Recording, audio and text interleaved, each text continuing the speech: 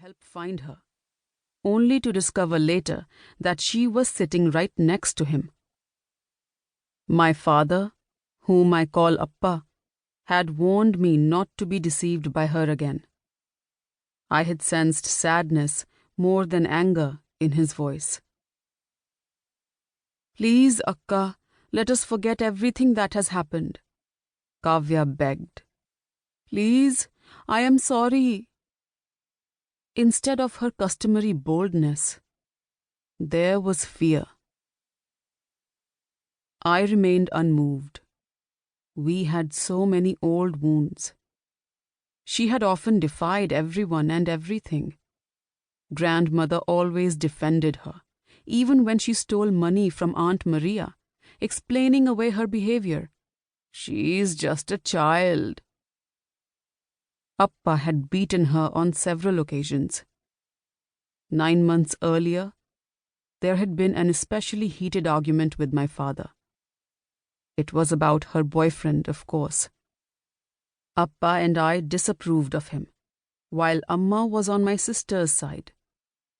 Kavya was swayed by the luxurious gifts Prashant had showered on her and the exciting things they did together, like going to the movies in a nearby town, all of it scandalous for an unmarried girl.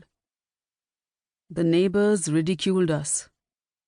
Finally, Appa felt his wild daughter had brought enough disgrace on our family and threatened to set Kavya and her boyfriend on fire if they were to stay together.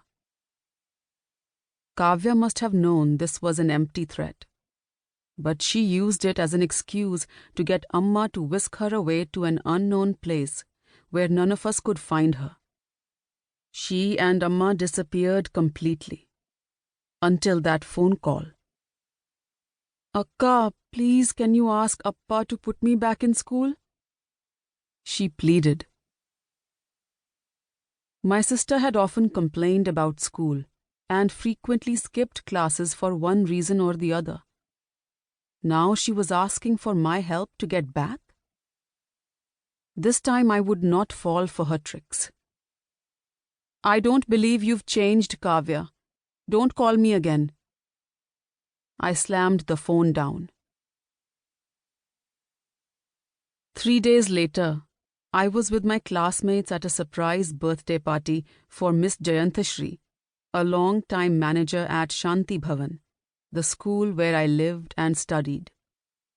She and Miss Denny, the school's senior administrator, were two of the people I had grown closest to in my years at the school. While we were eating and enjoying ourselves, Miss Denny asked me to join her on the terrace. I stuffed the remaining piece of hamburger quickly into my mouth and followed her. "Miss Denny, what's wrong?" I asked as soon as we got outside. She stared silently at me and then looked away. My nerves tightened. "Shilpa," she said softly, "you have to be strong." She waited for a moment to watch my reaction. "Your sister passed away." In an instant, my legs gave way, and I slumped onto the floor. "It's not true! It's not true!" I cried out over and over again. Miss Denny tried to calm me, but I was inconsolable. She attempted to lift me, but I crawled away from her frantically, kicking my legs to free myself. I didn't want anyone to touch me. She yelled for help, and Miss Jayantashri came running. "Darling, we are with you, we are with you." Through my shock and grief, I could barely hear them.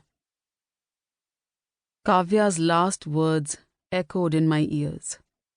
I couldn't escape her gentle voice pleading with me. I don't know how long I cried, but I was at last able to follow Miss Denny and Miss Jayantashri back into the main hallway. By then, my classmates, friends with whom I had grown up from the age of